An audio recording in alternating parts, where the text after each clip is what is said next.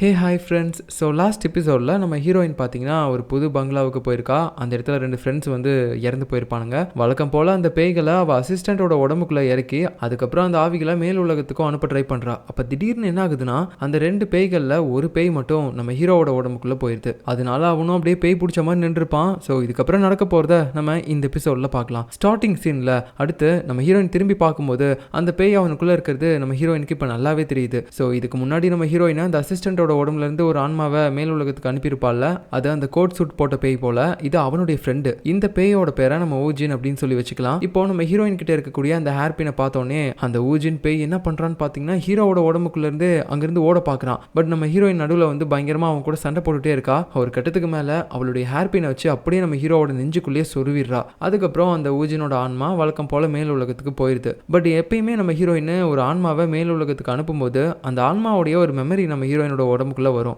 அதனால தான் இதுக்கு முன்னாடி இவங்க 2 பேரும் எப்படி இறந்து போனாங்க அப்படின்றது அவளுக்கு தெரிஞ்சிருக்கும். ஆனா இப்போ இந்த ஊஜின் பேய் கிட்ட இருந்து எந்தவித மெமரிஸும் நம்ம ஹீரோயினுக்கு வரல. ஏன் எனக்கு எந்த மெமரியும் வரல அப்படின்னு அவ யோசிச்சுட்டு இருக்கும்போது நம்ம ஹீரோவும் பாத்தீங்கன்னா நெஞ்சு பிடிச்சி அப்படியே கீழே உட்காடுறான். அந்த நேரத்துல அவனுக்கு ஒண்ணுமே புரியல. அதுக்கப்புறம் நம்ம ஹீரோயினை இந்த மாடியில பாத்தீங்கன்னா ஒரு கிஃப்ட் பாக்ஸ் மாதிரி ஏதோ ஒன்று இருக்கிறத பாக்குறா. ஆக்சுவலா அந்த கோட் சூட் போட்டவனும் அப்புறம் அவனுடைய ஃப்ரெண்ட் அந்த ஊஜின் இருக்கான்ல, இப்போ நம்ம ஹீரோயின் அவங்க 2 பேரும் மேல் உலகத்துக்கு அனுப்பிட்டா. பட் இருந்தாலும் ஃபர்ஸ்ட் அந்த கோட் சூட் போட்டவனுடைய ஆன்மாவை மேல் உலகத்துக்கு அனுப்பும்போது அவனுடைய மெமரியை நம்ம ஹீரோயின் பார்த்திருப்பாள்ல, அதுல அந்த ஊஜின் இந்த பில்டிங்கோட டாப்புக்கு வந்தப்போ அவங்கிட்ட இருந்து ஏதோ ஒரு பாக்ஸ் கீழே விழுந்ததை ஹீரோயின் நோட் பண்ணியிருப்பா அந்த கற்பனையில. ஸோ அந்த பாக்ஸ் இன்னும் இங்க இருக்குதா அப்படின்னு சொல்லி தேடி பார்க்கும்போது தான் அங்க ஒரு மூலையில இருக்கு. சரி இதுல என்ன இருக்கும், இதை எதுக்காக வந்துட்டு அந்த ஊஜின் வச்சிருந்திருப்பான் அப்படின்ற மாதிரி ஹீரோயின் அதை கன்ஃபியூஸ்டா எடுத்து பார்க்குறா. அதுக்கப்புறம் நம்ம ஹீரோயினோட அசிஸ்டன்ட்டும் அப்புறம் நம்ம ஹீரோவும் பார்த்தீங்கன்னா ஹாஸ்பிட்டல் அட்மிட் ஆகுறாங்க. ஏன்னா அவங்களுக்கு கொஞ்சம் அடிபட்டிருக்கும் போல. ஹீரோவுக்கு இப்போ வரைக்கும் ஒன்றுமே புரியல, என்ன நடந்துச்சு, நான் எப்படி திடீர்னு ஒரு மாதிரி நெஞ்சு வலி வந்து கீழே விழுந்தேன், அதுவும் இல்லாமல் கொஞ்ச நேரத்துக்கு எனக்கு என்னாச்சுன்றது ஞாபகமே இல்லையே, எப்படி அந்த மாதிரி இருக்கும் அப்படின்னு சொல்லிட்டு இருக்கும்போது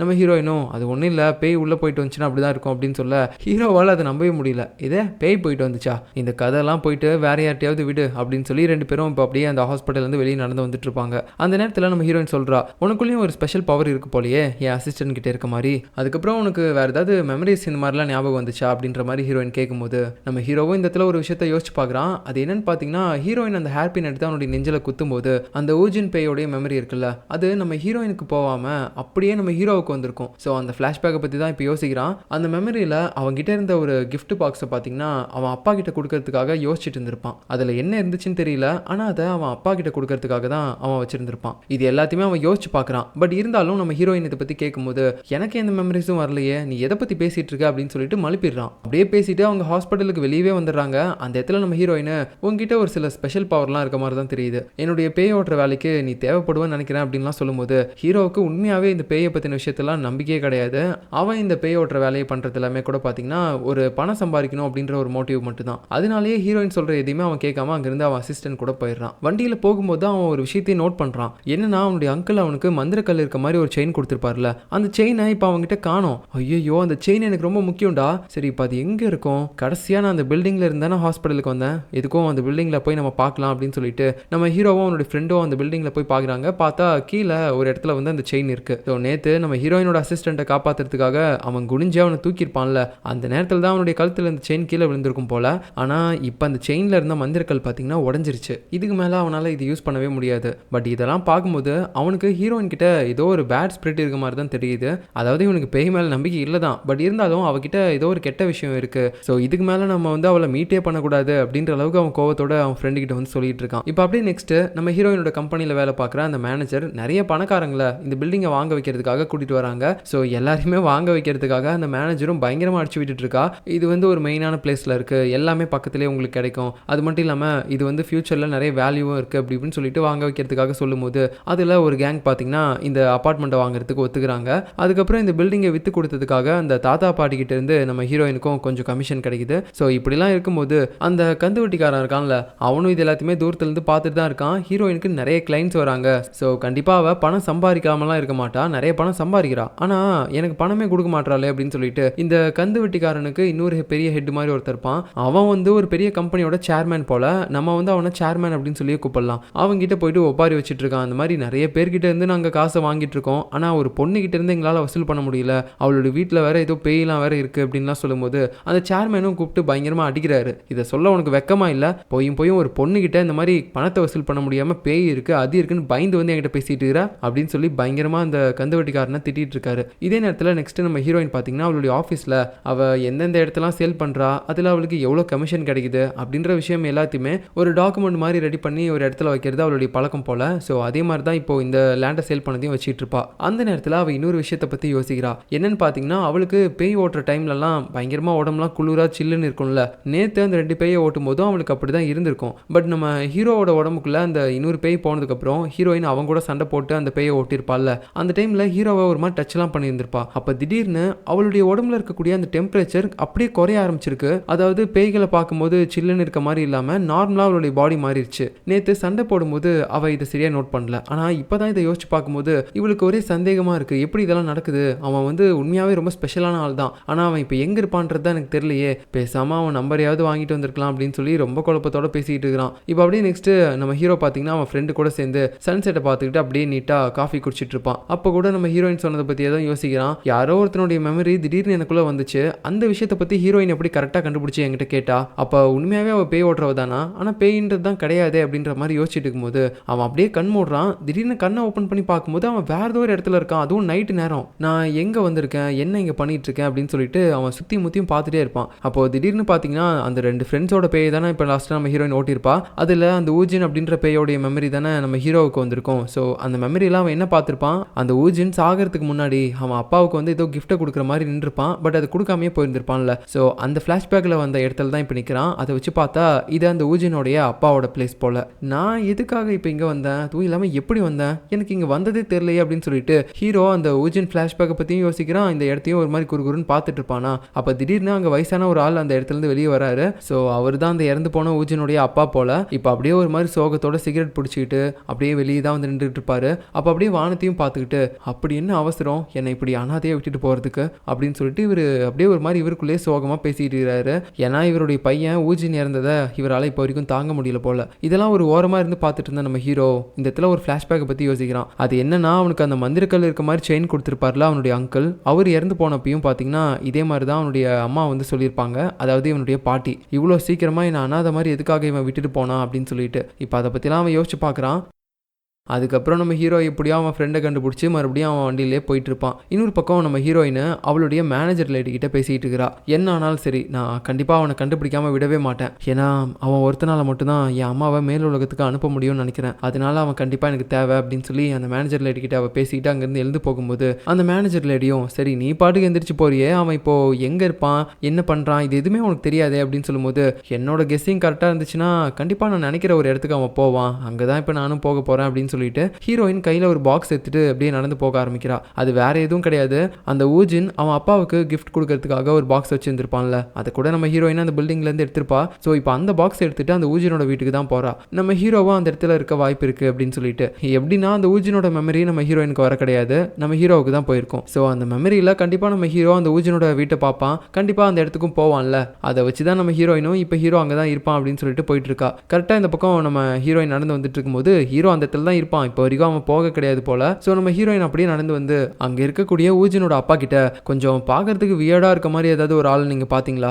கண்ணெல்லாம் ஒரு மாதிரி முட்டை கண்ணாக இருக்கும், நல்லா திருட்டு மொழியாக இருக்கும் அப்படின்னு சொல்லும்போது இல்லை அந்த மாதிரிலாம் யாரும் இங்கே வரல அப்படின்ற மாதிரி அவர் சொல்லிட்டு இருக்கும்போது நம்ம ஹீரோவும் இது எல்லாத்தையும் ஓரமாக தான் கேட்டுட்டு இருப்பான். என்னை பற்றி தான் இவன் சொல்கிறாளா, என் மொழி என்ன அப்படியா இருக்குது அப்படின்னு சொல்லி அவன் யோசிச்சுட்டு இருக்கும்போது இந்த ஊஜினோட அப்பா என்ன நினச்சிக்கிறாருன்னா நம்மளுடைய பையன் நிறைய இடத்துல கடன் வாங்கி வச்சிருந்தான் போல, அதனால தான் இவங்க வந்து கேட்குறாங்க அப்படின்னு சொல்லிட்டு என் பையன் செத்து போயிட்டான், என்னால் இப்போ அந்த கடனை உங்களுக்கு கொடுக்க முடியாது, நானே ரொம்ப வறுமையில் இருக்கேன் அப்படின்னு சொல்ல இல்லை இல்லை நீங்கள் தப்பாக புரிஞ்சுட்டு இருக்கிறீங்க, நான் பணம் கேட்டு வரல, அதுவும் இல்லாமல் உங்கள் பையன் என்கிட்ட கடனும் வாங்க கிடையாது, இந்தாங்க இது உங்கள் பையன்கிட்ட இருந்து கிடைச்சிச்சு, ஆக்சுவலாக இது உங்களுக்காக தான் வச்சிருந்தான் போல அப்படின்னு சொல்லிட்டு அதை கொடுக்கும்போது அவரும் அதில் என்ன இருக்குன்னு சொல்லி அதை ஓப்பன் பண்ணி பார்க்குறாரு. பார்த்தா அதில் ஒரு லெட்டர் இருக்கு. ஸோ அப்படியே ஒரு ஃப்ளாஷ்பேக்கை பற்றி யோசிச்சு பார்க்குறாரு. அந்த ஊஜின் சாகிறதுக்கு முன்னாடி நிறைய இடத்துல கடன் வாங்கி வச்சிருந்திருப்பான் போல, ஏன்னா அந்த பில்டிங்கில் இன்வெஸ்ட்மெண்ட் பண்ணணும், அது மூலமாக நமக்கு காசு நிறைய ரிட்டர்ன்ஸ் கிடைக்கும் அப்படின்னு சொல்லிட்டு. அது மட்டும் இல்லாமல் அவன் சின்ன வயசுலேருந்து ரொம்ப கஷ்டத்தில் தான் வளர்ந்துருப்பான் போல.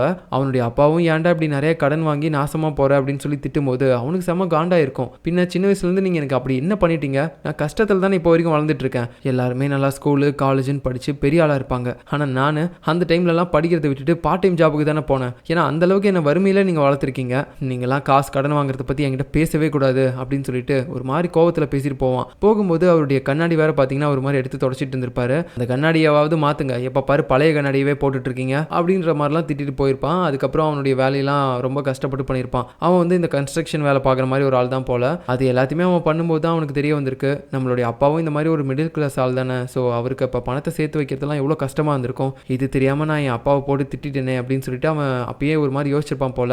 அதுக்காக அவன் அப்பாவுக்கு என்ன பண்ணியிருப்பான்னா, ஒரு கிஃப்ட் மாதிரி நம்ம கொடுக்கலாம் அப்படின்னு சொல்லிட்டு அவருடைய பழைய கண்ணாடிக்கு பதிலாக புது கண்ணாடியாக வாங்கி வச்சிருந்திருப்பான். மேற்கொண்டு இந்த விஷயம் எல்லாத்தையுமே அந்த லெட்டர்லையும் எழுதி வச்சிருந்திருப்பான். அன்னைக்கு நான் உங்களை அப்படி பேசியிருக்க கூடாதுப்பா, என்னை மன்னிச்சிருங்க. அதுவும் இல்லாமல் என்னதான் லாஸ் ஆனாலும் என்னோட வாழ்க்கையை நான் எங்கேயும் முடிச்சிக்க மாட்டேன்ப்பா. கண்டிப்பாக என்னுடைய லைஃபை நான் மறுபடியும் முதல்ல இருந்து ஆரம்பிச்சு பெரிய ஆள் ஆகுவேன்ப்பா அப்படின்னு சொல்லிட்டு அதில் எழுதி வச்சிருக்கான். அந்த வரியை பார்க்கும்போது தான் அவனுடைய அப்பாவுக்கே புரிய வருது, அப்படின்னா எல்லாருமே சொல்ற மாதிரி என்னோட பையன் ஊஜின் தற்கொலை பண்ணிக்க கிடையாது, அவன் ஃப்ரெண்டு தான் மேல இருந்து அவனை தள்ளி விட்டுருப்பான் போல. ஐயோ என் பையன் இப்படியா சாகணும் அப்படின்னு சொல்லிட்டு ஒரு மாதிரி கதறி கதறி அழுதுட்டு இருக்காரு அந்த கண்ணாடியையும் அந்த லெட்டரையும் பார்த்துட்டு. இது எல்லாத்தையுமே நம்ம ஹீரோ தூரத்துல இருந்து பார்க்கும்போது அவனுக்கே மனசு கஷ்டமா தான் இருக்கு. அப்ப திடீர்னு பக்கத்துல நம்ம ஹீரோயின் பேய் மாதிரி வந்து நிற்கும் போது, ஏய் உனக்கு என்ன வேணும், ஏன் என்ன ஃபாலோ பண்ணிட்டு வர அப்படின்னு சொல்லி ஹீரோ கேட்கும்போது, இங்க பாரு எனக்கு உன் மூலமா ஒரு வேலை ஆகணும், தயவு செஞ்சு என் கூட வா அப்படின்னு சொல்லிட்டு ஒரு மாதிரி கூப்பிடும்போது அவனுக்கு பயம் வர ஆரம்பிக்குது. இவ ஏதோ உண்மையான பேயா இருப்பா போலே அப்படின்னு யோசிச்சுக்கிட்டு உடனே அவன் ஃப்ரெண்டோட வண்டியில் ஏறி அங்கிருந்து வண்டி எடுத்துட்டு கிளம்ப பார்க்குறான். அவன் ஃப்ரெண்டுக்கு என்ன நடக்குதுன்னே தெரியல, அவன் நல்லா தூங்கிட்டு இருக்கான். ஸோ அந்த வண்டி ஒரு சந்துக்குள்ள போறதுனால ஹீரோயினும் அப்படி இப்படின்னு வளைஞ்சு வந்து எப்படியாவது அவனை பிடிச்சிடலாம் அப்படின்னு நினைக்கிறா. ஆனா இவனும் பார்த்தீங்கன்னா வண்டி அங்கங்கே விட்டு எப்படியே எடுத்துட்டு போயிடுறான். ஸோ இப்போ அப்படியே கட் பண்ணா அடுத்த நாள் காலையில் ஒரு கோயிலை காட்டுறாங்க. அந்த இடத்துல யாரோ ஒரு லேடி வந்து எல்லாருக்குமே அன்னதானம் மாதிரி சாப்பாடு பண்ணி போட்டுட்டு இருக்காங்க. ஸோ அந்த லேடியோடைய பேர் வந்து லீ. ஸோ இப்போ அந்த லேடியை பார்த்துட்டு நம்ம ஹீரோவும் அவனுடைய அசிஸ்டண்ட்டும் சேர்ந்து ஒரு பிளான் பண்ணிட்டு இருக்காங்க. அதாவது அவங்க அடுத்ததா ஏமாத்த போற ஒரு நபர் அவங்க தான். ஸோ அந்த லேடியை பத்தி அப்படியே பேசிட்டும் இருக்காங்க.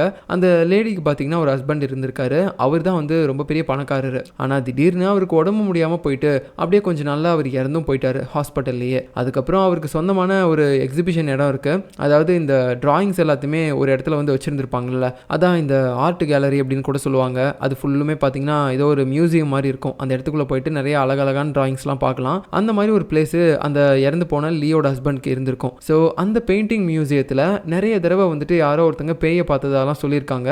அது மட்டும் இல்லாமல் அந்த பேய் வேற யாரும் கிடையாது, இந்த லீயோடைய ஹஸ்பண்ட் தான். இந்த லீ தான் அந்த ஹஸ்பண்டோட பணம் எல்லாத்துக்குமே ஆசைப்பட்டு அந்த ஹஸ்பண்டை கொலை பண்ணிட்டா. அதனால தான் அவருடைய ஆன்மா இப்போ வரைக்கும் அவருடைய அந்த பெயிண்டிங் மியூசியத்தில் சுற்றிட்டு இருக்குது அப்படின்ற மாதிரியான ஒரு ரூமரை பரப்பி விட்டுருக்காங்க. ஸோ இதை பற்றிலாம் இப்போ நம்ம ஹீரோவும் அவனுடைய அசிஸ்டண்ட்டும் பேசிட்டு இருக்கிறாங்க.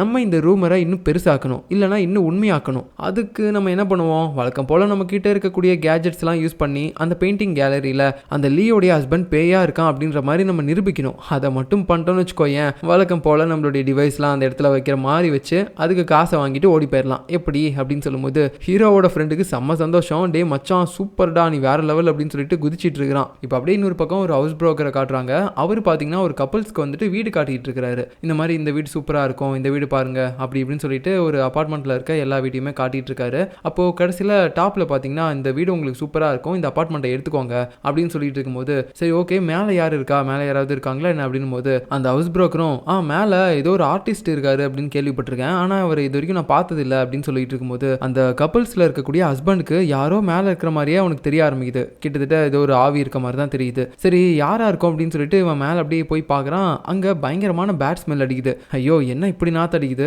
இங்கெல்லாம் மனுஷன் இருப்பானா அப்படின்னு சொல்லிட்டு அந்த கப்பல்ஸ் ரெண்டு பேரும் அங்கேருந்து ஓடிடுறாங்க. இந்த ஹவுஸ் புரோக்கருக்கு ஒன்றுமே புரியல, என்ன இப்படி நாத்தம் வருது அப்படின்னு சொல்லிட்டு யாரோ ஒருத்தர் ஆர்டிஸ்ட் தங்கியிருக்காரு அப்படின்னு சொன்னார்ல, அவருடைய இடத்துக்குள்ள போய் பார்க்குறாரு. டோரும் வேற ஓப்பனில் தான் இருக்கு. போய் பார்த்தா அந்த இடத்துல அந்த ஆர்டிஸ்ட் செத்து போய் பொணமாக கிடக்குறாரு. அதுவும் இல்லாமல் ரொம்ப நாள் ஆச்சு போல, அதனால அவருடைய உடம்புல இருந்தால் அந்த மாதிரி அழுகி போன ஸ்மெல் வந்து இருந்திருக்கு. இதை பார்த்துட்டு இவர் பதறி அடிச்சுட்டு ஓடி போயிடுறாரு. அதுக்கப்புறம் போலீஸ் வந்து பாடிலாம் எடுத்துகிட்டு போயிடுவாங்க போல.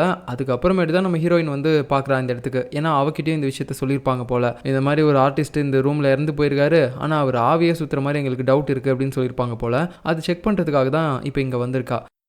இவன் நினச்ச மாதிரியே இவன் இந்த இடத்துக்கு வந்த உடனே அவளுடைய உடம்பு கொஞ்சம் கூலிங் ஆக ஆரம்பிக்குது. அப்புறம் அந்த பேயும் அங்கிட்டு இங்கிட்டு ஒரு மாதிரி போயிட்டே இருக்குது. அதை பார்த்து நம்ம ஹீரோயினும் அந்த பேயை ஃபாலோ பண்ணிட்டு போயிட்டே இருக்கும்போது அது திடீர்னு கார்லாம் இருக்க பார்க்கிங் கிட்ட போது அங்கேருந்து அப்படியே ஒரு மாதிரி மறைஞ்சிருது. அது சடனாக போனதுனால அங்கே லைட் எல்லாமே பார்த்தீங்கன்னா ஒரு மாதிரி பயங்கரமாக பிளிங்க் ஆக ஆரம்பிக்குது, காரில் இருக்க லைட்டே. ஸோ இது வந்து கொஞ்சம் பவர்ஃபுல்லான பேயாக தான் இருக்கும் போல, இதை நம்ம ஓட்டுறது கொஞ்சம் கஷ்டமாக தான் இருக்கும் அப்படின்னு சொல்லிட்டு அவளுடைய மேனேஜர் கிட்ட கால் பண்ணி எல்லா விஷயத்தையுமே சொல்கிறா. அது மட்டும் இல்லாமல் இந்த தடவை அவளால் அந்த பேயை டேரெக்டாக மேல் உலகத்துக்கு அனுப்ப முடியாது. ஏன்னா ஏன்னா அவளுடைய அசிஸ்டன்ட் இருந்தால் மட்டும் தானே அவனுடைய உடம்புக்குள்ள இந்த பேயெல்லாம் அனுப்பி அதுக்கப்புறம் அவளால் மேல் உலகத்துக்கு அனுப்ப முடியும். அவளுடைய அசிஸ்டண்ட்டும் கால் அடிபட்டு இப்போ ஹாஸ்பிட்டலில் இருக்கான். ஸோ இதை முடிஞ்ச அளவுக்கு தனியாக பண்ணணும் அப்படின்னு அவன் யோசிச்சுட்டு இருக்கும்போது இன்னொரு பக்கம் ஹீரோவை காட்டுறாங்க. அவன் பார்த்தீங்கன்னா அந்த பெயிண்டிங் மியூசியம் இருக்குல்ல, அந்த பணக்கார லேடி லீயோட ஹஸ்பண்டோடது. ஸோ அந்த இடத்துல இவன் வந்து ஏதோ எலக்ட்ரிஷியன் மாதிரி வேலையெல்லாம் பார்த்துட்டு இருக்கான். அப்படி பண்ணும்போது அங்கே இருக்கக்கூடிய ஒரு லைட்டு மேலே அவன் ப்ரொஜெக்டரை ஃபிக்ஸ் பண்ணிடுறான். அதான் இந்த பேய் மாதிரிலாம் தெரியும்ல, அந்த ப்ரொஜெக்டரை ஃபிக்ஸ் பண்ணிடுறான். அதை பண்ணிட்டு அவன் அங்கேருந்து போனதுக்கப்புறம் நைட்டு பார்த்தீங்கன்னா அவனுடைய ஃப்ரெண்டு கூட சேர்ந்து அந்த ப்ரொஜெக்டரை ஆன் பண்ணுறாங்க. ஸோ இப்போ அங்கே வேலை பார்க்குற ஒரு லேடி அதை பார்த்துட்டு ஐயோ ஓனர் அம்மாவுடைய புருஷன் பேயா வந்து நிற்கிறான் அப்படின்னு சொல்லிட்டு அலறடிச்சுட்டு ஓடிடுறா. அதுக்கப்புறம் இந்த இடத்துக்கு மேனேஜர் மாதிரி எவனோ ஒருத்தர் இருப்பான் போல, அவன் வந்து இரு நான் செக் பண்ணுறேன் அப்படின்னு சொல்லிட்டு உள்ள ஃப்ளாஷ் லைட்லாம் அடிச்சுட்டு வந்து பார்க்குறான். ஸோ பேய் மாதிரி என் கண்ணுக்கு எதுவுமே தெரியலையே அப்படின்னு அவன் யோசிச்சுக்கிட்டு அந்த பெயிண்டிங்கை வந்து பார்க்குறான். யாரோ திரும்பி நிற்கிற மாதிரி ஒரு பெயிண்டிங் இருக்குது. ஸோ அந்த பெயிண்டிங் பார்த்தீங்கன்னா டக்குன்னு இவனை பார்க்குற மாதிரியும் இருக்குது. அது மட்டும் இல்லாமல் ஒரு மாதிரி ஃப்ளிக்கர் ஆகிட்டே இருக்குது. என்னடா இது என் கண்ணு தான் ஏதாவது கோலர் ஆயிடுச்சு அப்படின்னு சொல்லிட்டு அவன் பக்கமாக போய் பார்க்கும்போது அந்த பெயிண்டிங்லேருந்து யாரோ வெளியே எந்திரிச்சு வர மாதிரி தெரியுது. இதை பார்த்துட்டு இவன் அலறடிச்சுட்டு போகிறான். அதாவது நம்ம ஹீரோ இருக்கான்ல, அவன் சும்மா ஃபேக்காக ஏதாவது ஒரு ப்ரொஜெக்டர் வச்சு பேய் இருக்க மாதிரி பண்ணிட்டு இருப்பான். ஆனால் இதெல்லாம் வந்து அவன் பண்ண கிடையாது.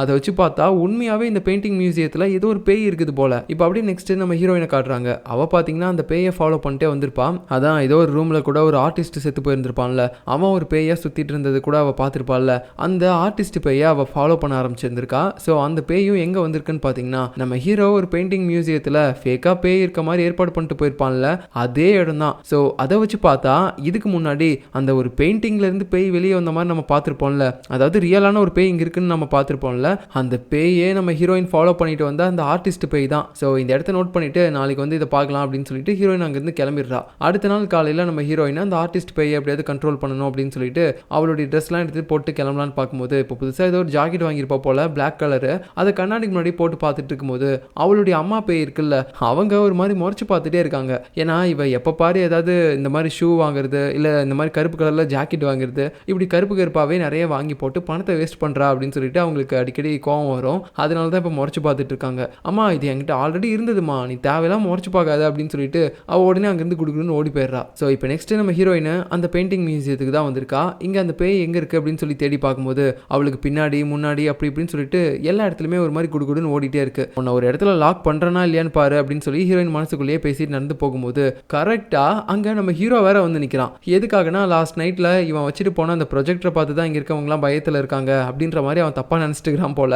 இங்கே உண்மையான பேய் இருக்கிற விஷயமே தெரியாமல் ஸோ அந்த பேயை நான் ஓட்டுறேன் அப்படின்னு சொல்லிட்டு என்னுடைய டிவைஸை வைக்கிற விஷயமா பேசுறதுக்காக தான் இப்போ இந்த இடத்துக்கு வந்திருப்பான். நம்ம ஹீரோயினுக்கு ஒன்றுமே புரியல, நீ எப்படா இங்கே வந்த அப்படின்னு சொல்லிட்டு ஒரு மாதிரி புரியாமல் பார்த்துட்டு இருக்கும்போது கரெக்டாக அந்த ஆர்டிஸ்ட் பேய் இருக்குல்ல, அது நம்ம ஹீரோ பக்கத்தில் நின்றுட்டு இருக்குது. ஐயோ இவனுடைய உடம்புக்குள்ள தான் பேய் போகும்ல, நான் இப்போ இந்த இடத்துக்குள்ள மந்திர தடுப்பு வேற எதுவுமே போட்டு வைக்கலையே, இவன் உடம்புக்குள்ள மட்டும் போயிடுச்சுன்னா கண்டிப்பாக இங்கேருந்து எங்கேயாவது ஓடி போயிடுவான். அதனால இப்போ நம்ம இவனை உடனே சேஃப் பண்ணணும் அப்படின்னு சொல்லிட்டு அவ கையில் இருக்கக்கூடிய அந்த மந்திர கண்ணை வச்சு உடனே அவனுடைய இடத்த சுற்றி ஒரு மாதிரி பாக்ஸ் மாதிரி போடுறா. ஸோ அந்த பாக்ஸை தாண்டி அந்த பேயினால உள்ள போய் அவனை கண்ட்ரோல் பண்ண முடியாது அப்படின்னு சொல்லிட்டு ஹீரோவுக்கு புரியவே இல்லை. என்னடி பண்ணிட்டு இருக்க, எதுக்கடி இப்போ இந்த மாதிரி ஆணி எடுத்து என் கால்கிட்ட அடிச்சிட்டு இருக்கிற அப்படின்னு சொல்லும்போது எதுவும் பேசாத, அந்த பாக்ஸை தாண்டி வெளியே மட்டும் வந்துடாத நீ அப்படின்னு அவங்ககிட்ட சொல்லும்போது புரியலைனாலும் அவன் ஒரு மாதிரி அந்த பாக்ஸ்குள்ளேயே நின்று இருப்பான் பயத்திலேயே. அதுக்கப்புறம் அந்த பேய் இப்போ எங்கே இருக்குது அப்படின்னு சொல்லிட்டு ஹீரோயின் சுற்றி பார்க்கும்போது அந்த டிராயிங் ஒன்று நம்ம ஸ்டார்டிங்கில் பார்த்துருப்போம்ல, அதான் இங்கே வேலை பார்க்குற ஒருத்தர் கூட ஒரு டிராயிங்கை பார்க்கும்போது அந்த டிராயிங்குள்ளே இருந்து அந்த பேய் வெளியே வந்த மாதிரி பார்த்துருப்போம். அந்த டிராயிங்கில் யாரோ ஒருத்தன் திரும்பி நிற்கிற மாதிரி இருக்கும். நம்ம ஹீரோயினி பார்த்து அப்படியே ஒத்து பார்த்துட்டே இருக்கும்போது அந்த ஆர்டிஸ்ட் பேயும் அப்படியே அந்த டிராயிங்கில் நிற்கிற மாதிரியே திரும்பி நின்றுட்டு இருக்கான். அப்போது அந்த டிராயிங்கில் இருக்கிறது இந்த ஆர்டிஸ்ட் பேய் தானா அப்படின்ற மாதிரி ஹீரோயின் பார்த்துட்டே இருக்கும்போது டக்குன்னு பார்த்தீங்கன்னா அவளுக்கு மேலே ஒரு போர்டு மாதிரி ஒன்று இருக்குது, அது கீழே விழுற மாதிரி வரும்போது ஹீரோ ஓடி போயிட்டு ஹீரோயினை பிடிச்சி இந்த பக்கம் விழுந்து எப்படியோ காப்பாற்றிடுறான். அதுக்கப்புறம் அந்த பேய் இங்கேருந்து எங்கேயோ ஓடி போயிடுச்சு போல. அப்புறம் நம்ம ஹீரோ பார்த்தீங்கன்னா இந்த நேரத்தில் ஹீரோயினை பிடிச்சி டச் பண்ணியிருந்திருப்பான்ல, அப்போது நம்ம ஹீரோயினோட அந்த பாடி டெம்பரேச்சர் மறுபடியும் குறைஞ்சதை அவன் நோட் பண்ணுறா. எனக்கு என்ன நடக்குதுன்னே புரியல, எப்பயுமே நான் பேய் ஓட்டும் போது என்னோட பாடி டெம்பரேச்சர் ரொம்ப கூலாக இருக்கும், ஆனால் இவன் டச் பண்ணும்போது மட்டும் ஏன் என் டெம்பரேச்சர் நார்மல் ஆயிருது, ஒன்றும் புரியலையே அப்படின்னு சொல்லி ஹீரோயின் யோசிச்சுட்டு இருக்கும்போது டக்குன்னு அந்த இடத்துல பார்த்தீங்கன்னா இந்த இடத்துடைய ஓனர் அந்த லீவ் வராங்க. நீங்கள் எதுக்காக இங்கே இருக்கீங்க, உங்களுக்கு என்ன வேணும் அப்படின்னு சொல்லும்போது ஹீரோ உடனே பார்த்தீங்கன்னா வணக்கம், நான் வந்து இந்த பேய் ஓட்டத்தில் ரொம்ப பெரிய ஸ்பெஷலிஸ்ட், என்கிட்ட நிறைய கேஜெட்ஸ்லாம் இருக்குது அப்படின்னு சொல்லிட்டு ஏதோ கிரைண்டர் மிக்ஸி மார்க்கெட்டிங் பண்ணுற மாதிரி வந்து பேசிக்கிட்டு இருக்கிறான். அவங்களும் பார்த்துட்டு தம்பி வெளியே போறியா, நீ ஏதோ மார்க்கெட்டிங் பண்ணுற மாதிரி பேசுகிற அப்படின்னு சொல்லும்போது அவன் அப்படியே அங்கேருந்து கூப்பிட்டு போயிடுறாங்க. அது மட்டும் இல்லாமல் நம்ம ஹீரோயினை பற்றி ஆல்ரெடி அவங்க கேள்விப்பட்டிருப்பாங்க போல, அதனால அவளை மட்டும் தனியாக கூப்பிட்டு காஃபிலாம் கொடுத்து சொல்லுமா, நீ ஒரு இடத்துக்கு போனீங்கன்னா அங்கே ஏதாவது ஒரு பேய் இருக்குது அப்படின்னு தான் அர்த்தம், அப்போது நீ இங்கே வந்திருக்கனா இந்த இடத்துல பேய் இருக்கா என்ன அப்படின்னு சொல்லும்போது ஆமாம் இங்கே ஒரு பேய் இருக்குது, அது உங்கள் ஹஸ்பண்டாக கூட இருக்கலாம், ஒரு வேளை எல்லாருமே சொல்கிற மாதிரி நீங்கள் தான் உங்கள் ஹஸ்பண்டை கொண்டுட்டீங்களா என்ன, அதனால தான் அவங்கள பழி வாங்குறதுக்காக அந்த பெயிண்டிங் இடத்துலயே சுத்திட்டு இருக்கிறாரா அப்படின்னு சொல்லி கேட்கும்போது